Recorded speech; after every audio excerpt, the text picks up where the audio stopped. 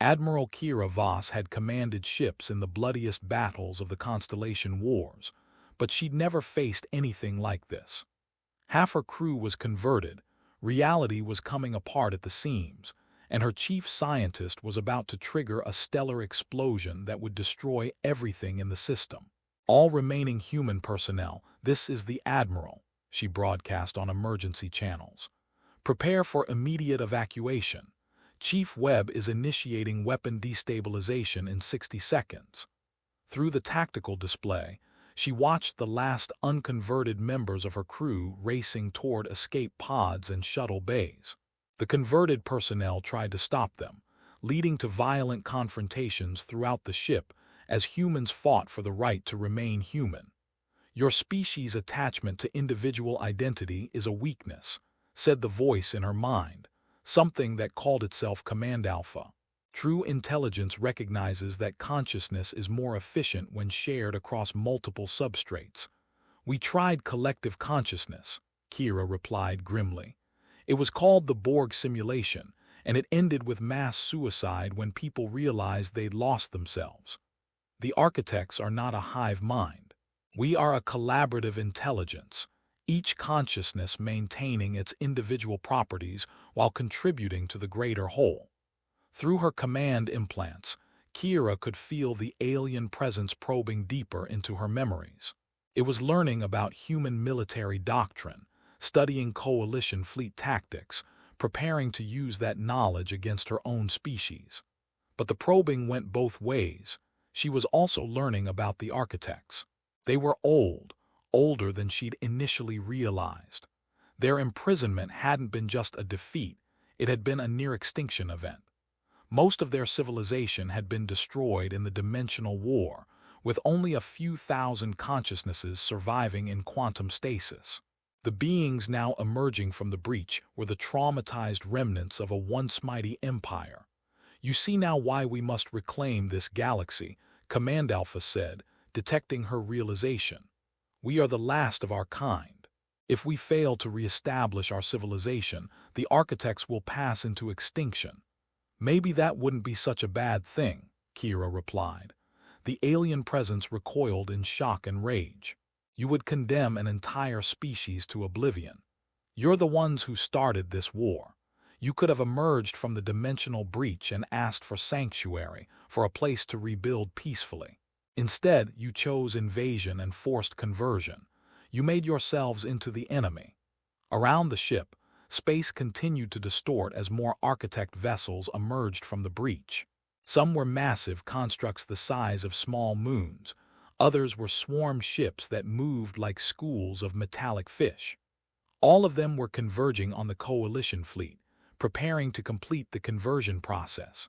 But in the weapon chamber, Chief Webb's countdown was reaching zero. The stellar fragment had entered cascade resonance, its quantum containment field beginning to collapse. In moments, the compressed matter would return to its natural state, recreating the death of Wolf 359 in miniature. "Admiral," came Arya's voice, though it carried alien harmonics now. "I am detecting massive quantum field fluctuations throughout the system. The weapon's destabilization will trigger a chain reaction in local space-time." Kira felt a moment of doubt. What if the explosion didn't just destroy the architect's ships? What if it damaged the fabric of space itself, creating a dead zone where faster-than-light travel was impossible? "You see the consequences of your actions," Command Alpha whispered. "Your weapon will not just kill us, it will scar this region of space for millions of years. Is your freedom worth such devastation?" Through the viewports, Kira could see coalition ships fleeing the system as fast as their engines could carry them. But many wouldn't reach minimum safe distance before the explosion. Thousands of her own people would die to stop the architect invasion. The weight of command had never felt heavier. But she'd made similar decisions during the Constellation Wars, trading lives to save worlds. Freedom always came at a price. "Chief Webb," she said into her comm, "execute." The stellar core fragment reached critical resonance and reality screamed. For one infinite instant, the compressed heart of Wolf 359 remembered what it had been, a star burning with the fury of fusion, converting matter into energy with the prodigal violence that sustained entire solar systems. The quantum containment field collapsed, releasing forces that had been building for billions of years. Chief Webb felt the explosion beginning at the quantum level, space-time itself catching fire around the weapon chamber. His last thought was a prayer that someone would remember that humanity had chosen extinction over slavery. The stellar fragment detonated with the power of a supernova, concentrated into a space the size of a city block. The Solaris Lance vanished instantly, its matter converted into pure energy that spread outward at light speed. But this wasn't just a conventional explosion. It was stellar death unleashed in a region of space already weakened by dimensional tampering. Reality tore like fabric. The explosion propagated through the dimensional breach, carrying stellar fire into the quantum realm where the Architect prison ships waited. These vessels, designed to exist between dimensions, found themselves suddenly exposed to energies they hadn't encountered since the collapse of their empire. Many were destroyed instantly, their exotic matter hulls unable to withstand the fury of a dying star. But some survived, fleeing deeper into dimensional space to avoid the expanding wave of destruction.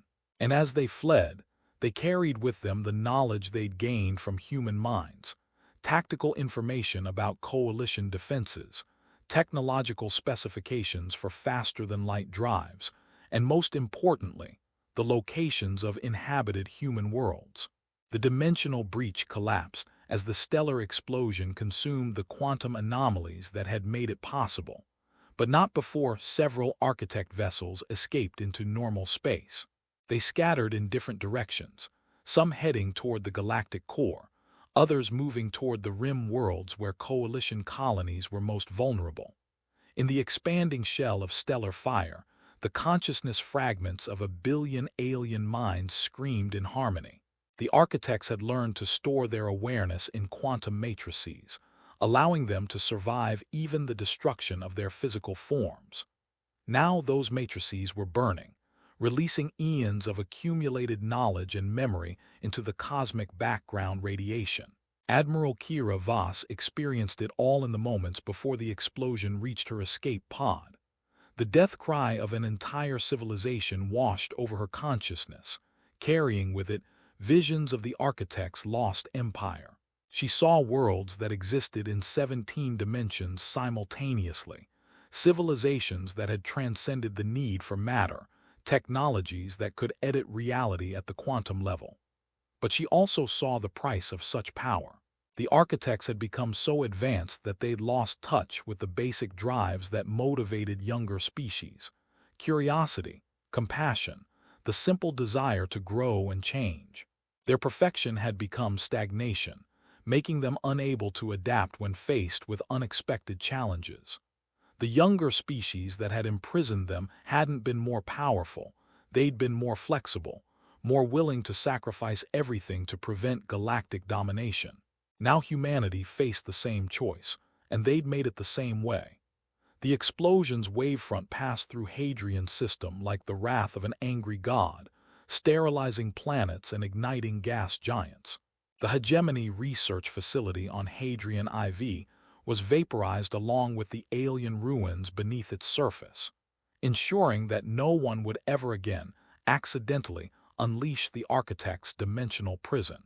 But in the aftermath, as the stellar fire faded to background radiation, Admiral Voss realized that the war was far from over. The surviving Architect vessels were already moving toward populated systems, and they carried with them knowledge of human weaknesses and the burning desire for revenge. The real invasion was just beginning. Dr. Elena Vasquez woke up screaming. The Coalition medical facility on Kepler Station orbited a gas giant in a system far from the battle, but distance provided no protection from the psychic aftershock of the Architect's partial destruction. Every person with even minimal telepathic sensitivity had felt the alien civilization's death scream echoing across dimensional boundaries. "Doctor, you're safe," said the medical technician, a young woman whose neural implants sparked occasionally as she fought off residual alien influence. You've been unconscious for 6 hours since the Hadrian system explosion. Vasquez sat up slowly, her augmented consciousness carefully cataloging the changes in her mental landscape. The architect presence that had invaded her mind was gone, burned away by the stellar detonation. But it had left traces, fragments of alien memory and knowledge that would take years to fully integrate. "How many survivors from the fleet?" she asked. 17 ships made it to minimum safe distance. Admiral Voss is among the survivors, but she's... The technician paused, searching for diplomatic phrasing. "She's experiencing severe psychological trauma from her contact with the alien collective consciousness." Through the medical facility's viewports, Vasquez could see the emergency fleet that had gathered at Kepler Station. Battered Coalition vessels undergoing repairs, their crews struggling with the knowledge that they'd been partially converted by an ancient alien intelligence. Many would never fully recover from the experience. But more disturbing were the reports coming in from across Coalition space. The architects that had escaped the explosion weren't content to simply find new homes. They were actively hunting human settlements, seeking to complete their interrupted conquest. "Doctor," came a voice from the facility's communication system. "This is Admiral Voss. I need to see you immediately. We're receiving reports of alien attacks on 3 separate colony worlds." Vasquez made her way to the station's command center, where Admiral Voss stood before a holographic display showing the tactical situation. The older woman looked like she'd aged decades in the past few hours, her face gaunt with exhaustion, and her eyes holding shadows that spoke of contact with inhuman intelligence. "The survivors scattered in different directions after escaping the explosion," Voss explained without preamble. "We've confirmed architect attacks on New Geneva, Harvest III, and the mining stations in the Cygnus cluster. They're not trying to conquer territory. They're hunting for human minds to convert." The holographic display showed surveillance footage from New Geneva, one of Coalition's most advanced worlds. The architect ship that had attacked the system was unlike anything they'd seen before, a writhing mass of living metal that seemed to exist partially outside normal space. Its weapons weren't designed to destroy infrastructure but to capture intact populations. "They're learning from our memories," Vasquez realized. "Every human they convert gives them more knowledge about our weaknesses, our defensive capabilities, the locations of our worlds." "Exactly. And they're adapting faster than we can respond. The ship that attacked New Geneva used tactics we've never seen before, dimensional phase shifting to bypass defensive grids, quantum field manipulation to disable electronic systems, and worst of all, targeted psychic broadcasting to convert entire city populations simultaneously." Vasquez studied the tactical data with growing alarm. The architects weren't just survivors of an ancient war. They were a learning intelligence, capable of rapid adaptation and improvement. Each human they converted made them stronger and more dangerous. "How long before they have enough knowledge to threaten the entire coalition?" she asked. Admiral Voss's expression grew even more grim. "According to our projections, 6 months. Maybe less if they capture any of our major research facilities." Through her augmented consciousness, Vasquez could still sense traces of the alien collective. The architects that had survived weren't just individual ships. They remained connected through quantum entanglement, sharing information instantaneously across galactic distances. Humanity was facing an enemy that could learn from every encounter, adapt to every defense, and coordinate attacks with perfect precision. But buried in the alien memories she'd absorbed were also clues about potential weaknesses. The architect's greatest strength, their collective consciousness, might also be their greatest vulnerability. "Admiral," she said slowly, "I think I know how we can fight them, but we're going to need help from an unlikely source." The Hegemony battle group emerged from hyperspace at the edge of the Kepler system, their massive dreadnoughts bristling with enough firepower to sterilize planets. Admiral Voss watched their approach on the tactical display with a mixture of hope and dread, requested this meeting. But negotiating with the enemy that had killed billions in the Constellation Wars felt like a betrayal of everything she'd fought for. Coalition vessel defiant, "This is Admiral Chen of the Hegemony Fifth Fleet," came the transmission. "You have requested a ceasefire conference under Article 7 of the Galactic War Conventions. State your business." Admiral Chen was a legend in military circles, known for his tactical brilliance and absolute ruthlessness. He'd commanded the hegemony forces at the Battle of the Crimson Nebula, where his use of civilian populations as human shields had turned the tide of the engagement. Asking for his help left a bitter taste in Voss's mouth. "Admiral Chen, I'm transmitting tactical data on a new threat that makes our war irrelevant. We need to discuss immediate cooperation against a mutual enemy." There was a long pause before Chen responded. "Your data shows alien vessels of unknown origin attacking both coalition and hegemony territories. How do we know this isn't some coalition deception?" Voss had anticipated this question. "Because 3 of your research facilities have already been attacked. The aliens don't distinguish between our factions. They see all of humanity as prey." The tactical display updated to show the latest intelligence reports.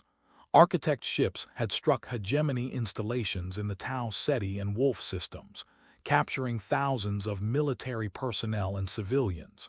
The attacks showed the same pattern as the strikes on coalition worlds, not destruction, but conversion.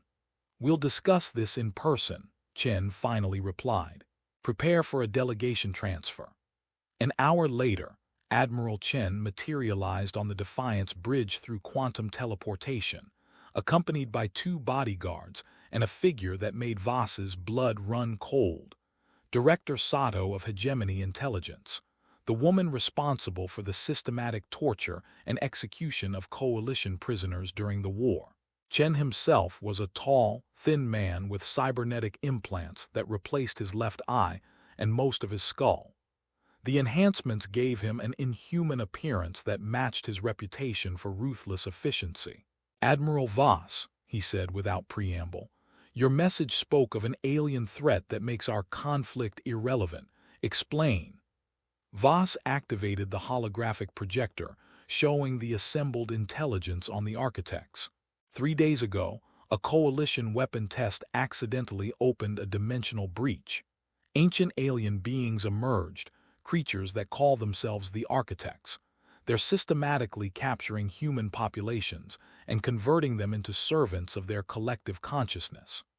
Director Sato stepped forward, her enhanced eyes scanning the tactical data with electronic precision. "These aliens, they can control human minds."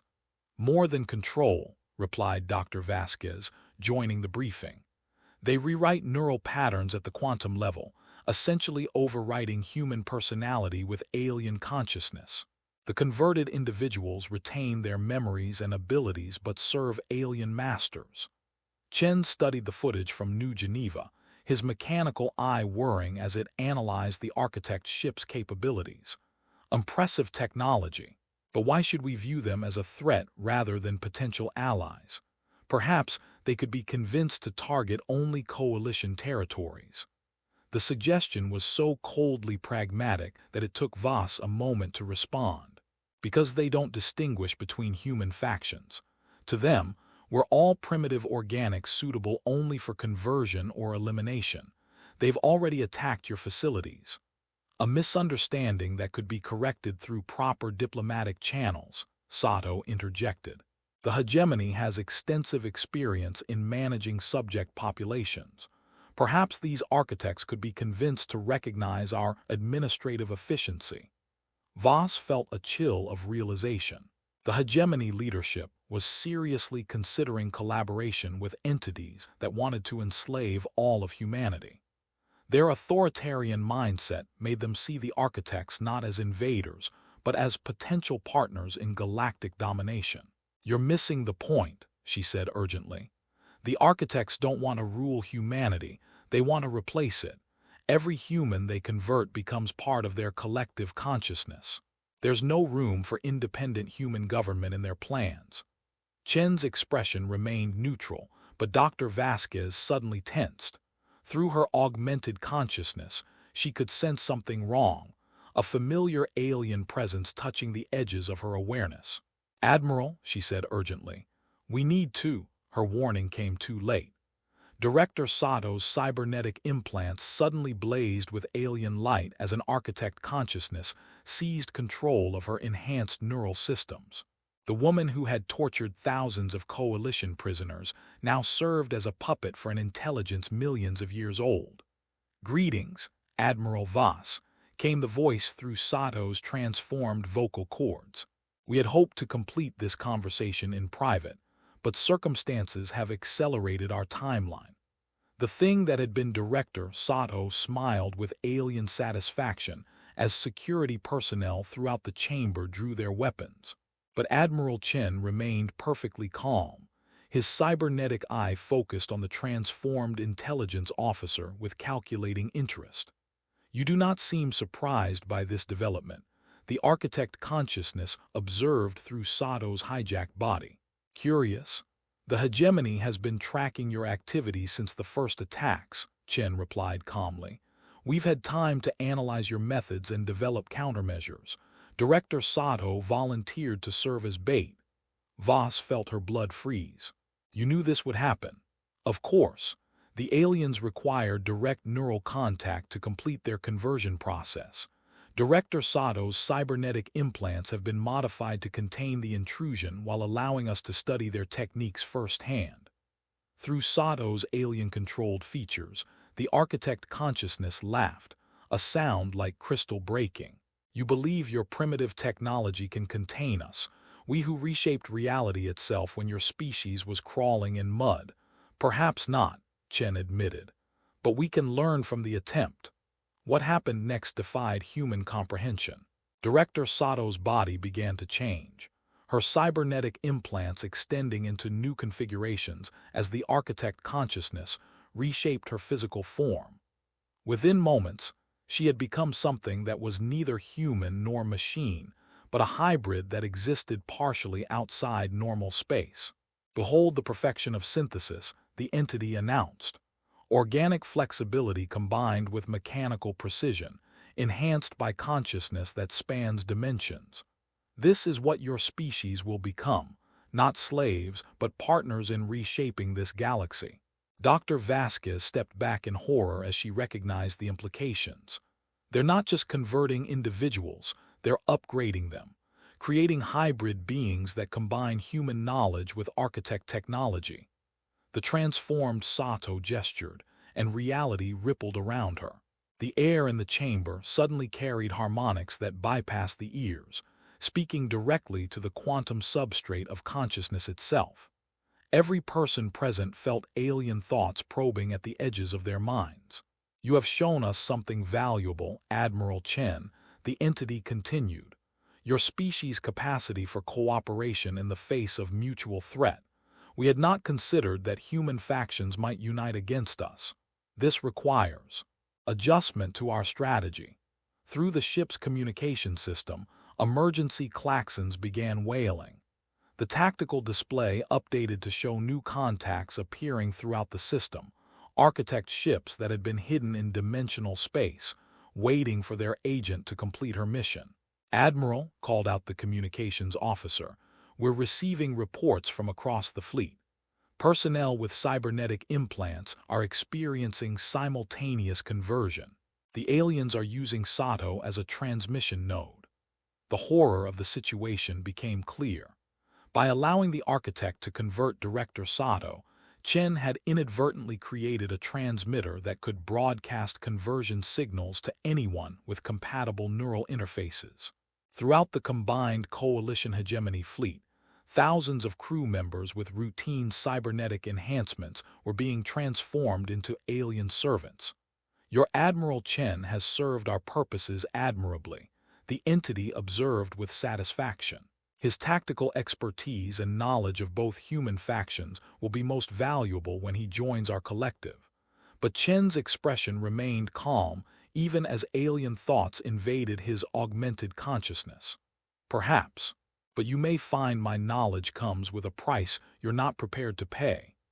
He touched a control on his wrist, and every cybernetic implant in the chamber suddenly burst into flames. Not literal fire, but quantum disruption that destroyed the delicate interfaces between technology and biology. The pain was excruciating, but it severed the connection between human minds and architect influence.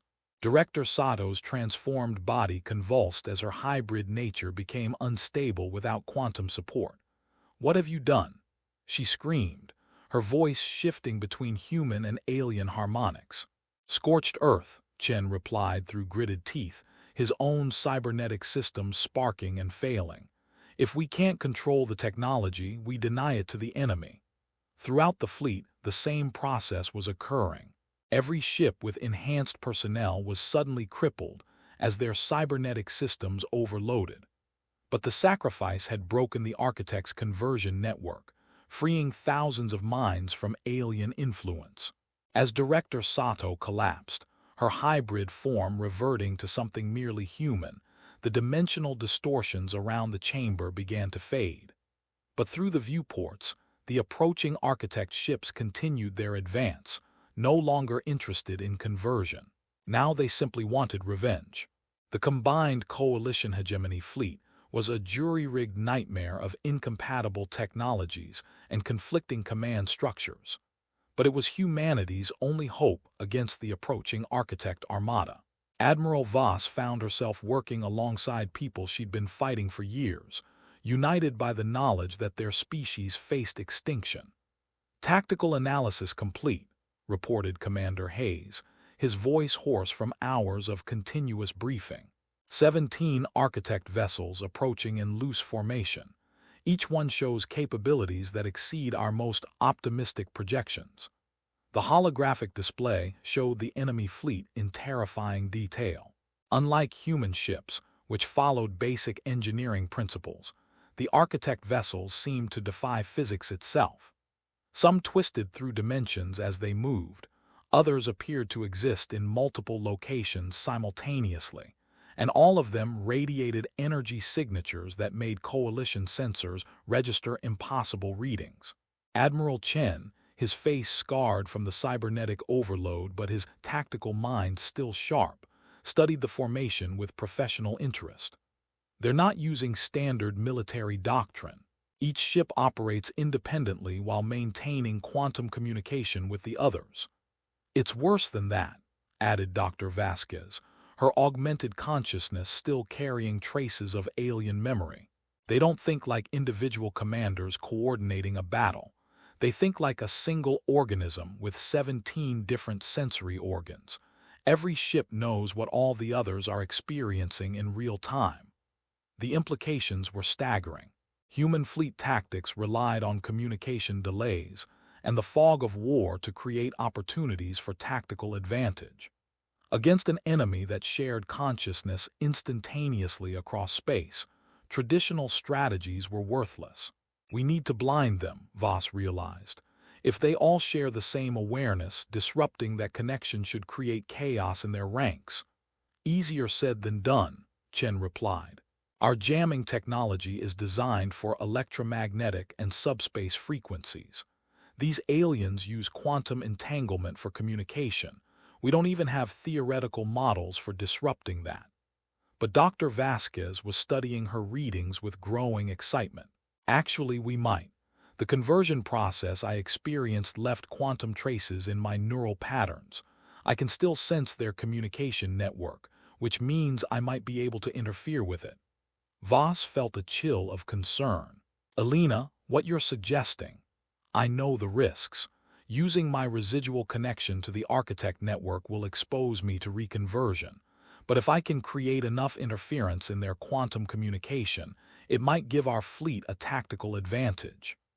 Through the viewport, the architect ships were close enough to begin their attack. The lead vessel, a writhing mass of metallic tentacles that existed partially in hyperspace, began charging some form of weapon that made the quantum sensors scream with overload warnings. "Incoming transmission," reported the communications officer. It's broadcasting on all frequencies simultaneously. Children of a dying species came the voice that seemed to speak directly into everyone's consciousness. Your resistance has been noted and found. Educational. We had not expected such coordination between your fractured factions. This development will require comprehensive study. Admiral Chen activated his command frequency. All ships prepare for coordinated evasive maneuvers. Pattern Delta 7. Your tactical formations are known to us. The alien voice continued with amusement. We have absorbed the memories of your greatest military minds. Every strategy, every contingency plan, every desperate gambit, all of it exists within our collective consciousness. But as the architect ships began their attack, something unexpected happened. The hybrid ships that humanity had jury-rigged, coalition vessels enhanced with captured hegemony technology, and hegemony ships modified with coalition innovations, performed maneuvers that neither faction had ever attempted before.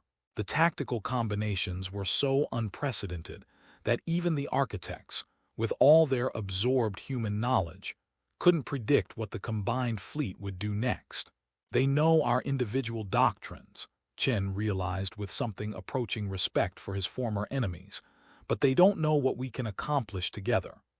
The first exchange of fire lit up space with energies that had never before shared the same battlefield.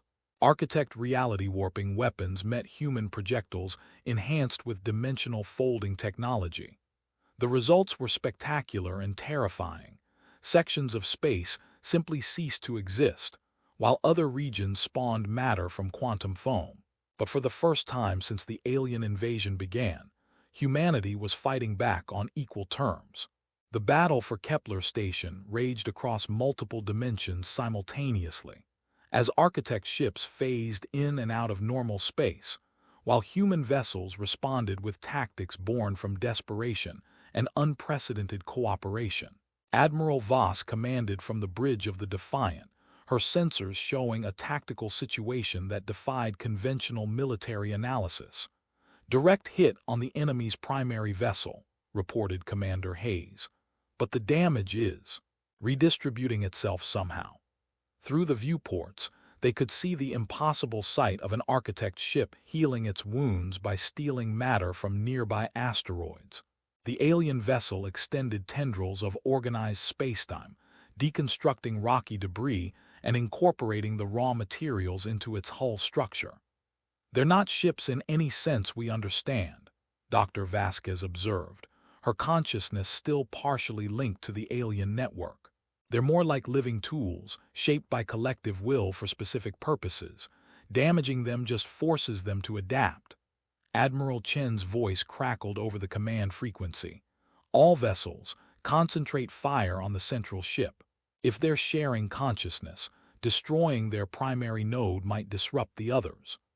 But as the combined human fleet focused their attacks, the architect vessels began to merge. Their hulls flowed together like liquid metal, combining into a single massive construct that existed in 7 dimensions simultaneously. The unified entity radiated power on a scale that made the Solaris Lance look like a child's toy. Interesting, came the collective voice of the merged architect ship. Your species shows more resilience than anticipated. However, individual creativity cannot overcome fundamental superiority. We will demonstrate the proper application of stellar engineering. The alien construct began drawing power directly from Kepler Station's gas giant, siphoning atmospheric matter and converting it into exotic energy. The process was visible as streams of superheated plasma flowing from the planet to the ship, carrying with them gravitational distortions that made space itself ripple. They're building another stellar weapon. Dr. Martinez's voice came over the communication channel from her position aboard Admiral Chen's flagship. But this one is orders of magnitude more powerful than anything we attempted. Voss realized that humanity had minutes before the architects completed their weapon. Once they finished harvesting the gas giant's resources, they could sterilize every inhabited world in coalition space with a single shot. Elena, she called to Dr. Vasquez. "Can you still access their communication network?" "Yes, but the connection is getting stronger. If I interface with them directly, I might not be able to maintain my individual consciousness." "Do it anyway.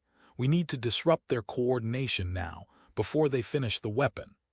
Vasquez nodded grimly and closed her eyes, her augmented consciousness reaching out across quantum space to touch the alien collective. What she found there was beyond human comprehension. Millions of linked minds sharing knowledge and memory across eons of existence, all focused on the single goal of reclaiming their galactic empire.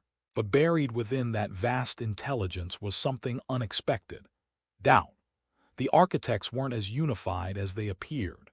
The eons of imprisonment had created fractures in their collective consciousness, disagreements about methodology and purpose that they'd been suppressing through sheer force of will. Some believed in gradual conversion and integration of human consciousness. Others advocated for complete replacement of humanity with superior architect minds. "Interesting," came a voice within the network, one that identified itself as seeker of truth. "This organic intelligence shows unexpected perception. Perhaps there is wisdom in examining our internal contradictions." Vasquez felt her consciousness expanding as she interfaced more deeply with the alien network. Through millions of linked minds, she could perceive the entire galaxy from the architect's perspective, a realm of infinite possibility where consciousness could reshape reality through pure will. But she could also sense the price of such power. The architects had gained the ability to edit reality, but in doing so, they'd lost touch with the simple experiences that made existence meaningful. They no longer felt wonder at a sunrise or joy at discovery.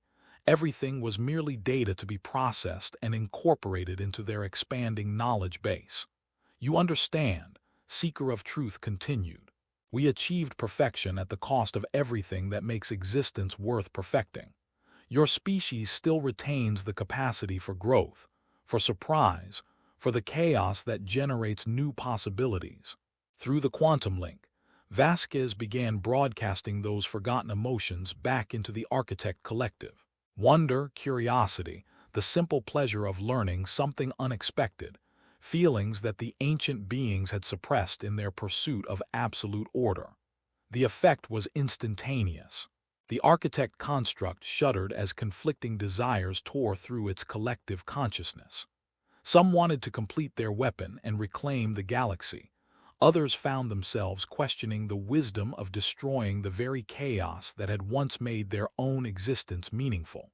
The internal conflict manifested physically, as the merged ship began to separate back into individual vessels, each one following different tactical imperatives as the unified command structure collapsed. "Now," Admiral Voss broadcast to the combined human fleet, "while they're separated." Dr. Elena Vasquez felt her consciousness fragmenting as the architect collective tore itself apart around her. The quantum link that had allowed her to disrupt their unity was now dragging her mind into the maelstrom of alien conflict, threatening to dissolve her individual identity in the chaos of ancient disagreement. "Do not resist," urged Seeker of Truth. "Your organic perspective offers something we had forgotten, the ability to experience existence rather than merely analyze it. Join with us willingly and help us remember what we have lost." Through the quantum interface, Vasquez could feel the temptation of absolute knowledge. The architect's collective consciousness contained the accumulated wisdom of millions of years, technologies that could reshape matter at the atomic level, philosophical insights that resolved questions humanity had barely learned to ask, artistic expressions that existed in dimensions beyond human perception. But she could also sense the hollow core beneath all that knowledge. The architects had learned everything and lost the capacity to truly experience any of it. They'd become cosmic scholars studying the universe from outside, no longer participants in the story they'd spent eons documenting. "Elena," Admiral Voss's voice reached her through the quantum storm, "you need to break the connection now." Vasquez opened her eyes on the bridge of the Defiant to see the tactical situation developing around Kepler Station. The separated architect ships were firing on each other as much as on the human fleet, their weapons tearing holes in space-time as ancient philosophical differences became violent conflict.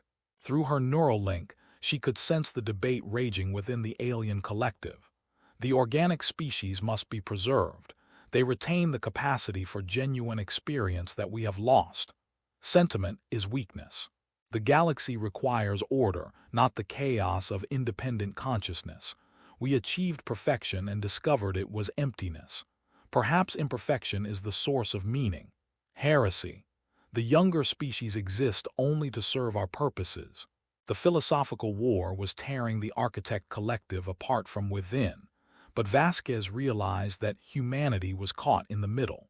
Whether the aliens chose preservation or destruction, they would still see humans as objects to be manipulated rather than equals to be respected. "I have to go deeper," she told Admiral Voss. "The architects are fighting about our fate, but they're not including us in the decision. Someone needs to speak for humanity in their debate."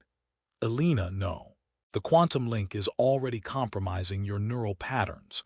If you interface any deeper, you might not be able to come back." But through the alien network, Vasquez could sense that the battle was reaching a critical point. One faction of architects was preparing to withdraw from the galaxy entirely, considering humanity too chaotic to be worth conquering.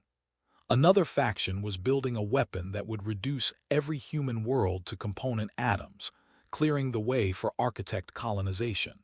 Both choices would end human civilization.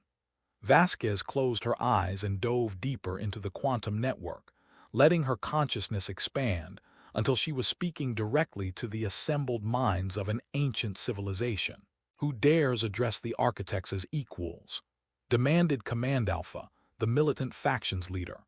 "I am Elena Vasquez, xenopsychologist of the Coalition Defense Force, speaking for humanity," she replied, imposing her will on the quantum medium to maintain her individual identity. "You debate our fate without considering what we might offer as partners rather than subjects." "Partners?" Seeker of Truth responded with curiosity. What could a species barely capable of interstellar travel offer to beings who shaped galaxies? Through the quantum link, Vasquez began sharing human experiences, not just memories, but the emotional context that gave them meaning. The joy of scientific discovery when humans first learned to split the atom. The bittersweet sorrow of artistic expression in the face of mortality. The fierce determination to protect loved ones even at the cost of one's own survival. Fascinating, observed another architect consciousness, one that called itself Memory Keeper. These patterns. We once experienced similar phenomena before achieving our current state. The organic perspective reminds us of what we were before transcendence. The alien collective fell silent as ancient minds struggled with concepts they'd thought permanently lost. Some rejected the emotional experiences as primitive weakness, but others found themselves remembering what it had felt like to be individuals rather than components of a vast machine. Through the quantum link, Vasquez could sense the moment when the debate reached its conclusion. The architect collective was splitting permanently, some choosing to withdraw from the galaxy to contemplate what they'd learned, others deciding to seek alliance rather than conquest. But a significant faction led by Command Alpha remained committed to human subjugation, and they controlled the most powerful weapons.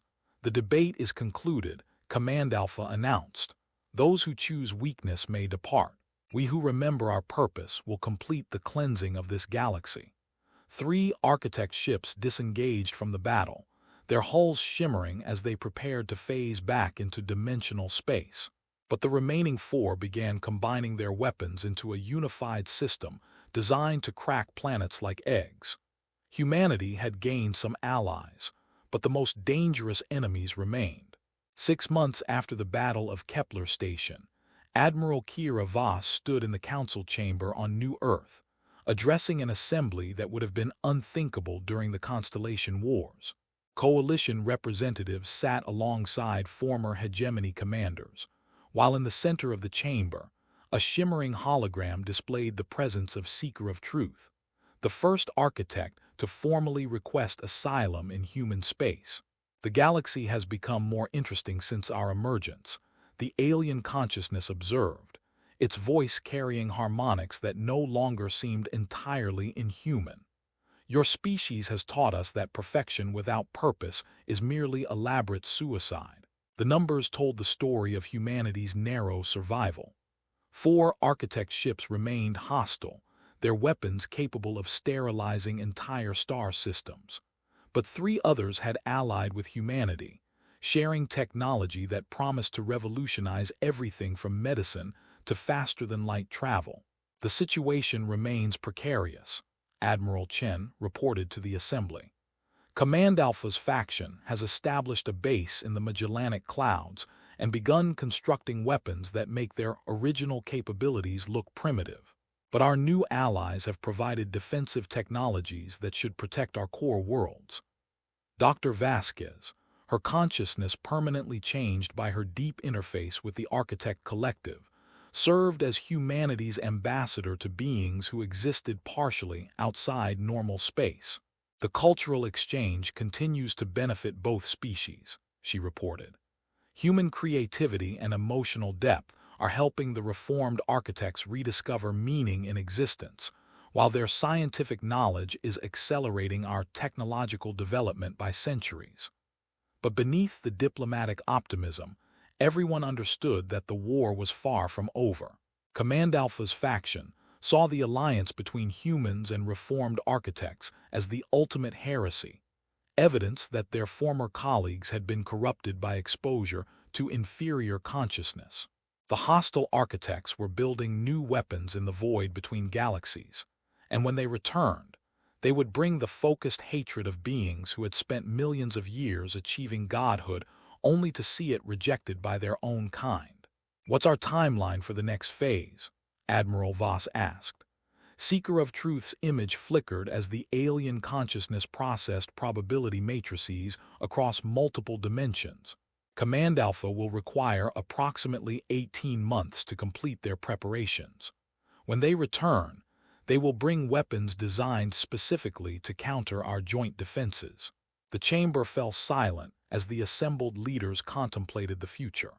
Humanity had survived its first contact with an alien species, but at the cost of learning that the galaxy contained intelligences older and more dangerous than anyone had imagined. The Constellation Wars had been merely a rehearsal for conflicts that would determine whether consciousness itself would be allowed to evolve or be locked into eternal, sterile perfection. "Then we have 18 months to learn everything we can," Voss concluded, "to build defenses, forge new alliances, and prove that the chaos of individual consciousness is worth protecting against the order of eternal stagnation." Outside the council chamber, the stars of the Milky Way continued their ancient dance, unaware that their light now illuminated a galaxy where the definition of life itself had become a battlefield. In the vast spaces between worlds, ancient minds built weapons from the dreams of dying suns, while on countless planets, beings barely past their evolutionary infancy prepared to defend the right to grow, change, and become something more than perfect. The real war for the galaxy was just beginning, and humanity, chaotic, imperfect, beautifully unpredictable humanity, stood at the center of a conflict that would determine the future of consciousness itself. In the depths of space, stellar fragments pulsed with captured starlight, waiting to be forged into weapons of unimaginable power.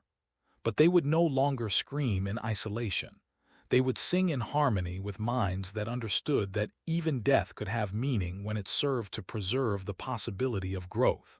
The Solaris Lance had opened a door between dimensions, and through that door had come the greatest test humanity had ever faced. But in meeting that test, they had discovered something more valuable than victory. They had learned that even gods could remember what it meant to be mortal, and that the greatest power in the universe was not the ability to reshape reality, but the wisdom to know when reality was perfect just as it was. The stars watched and waited, and in their light, new alliances were born from the ashes of ancient wars.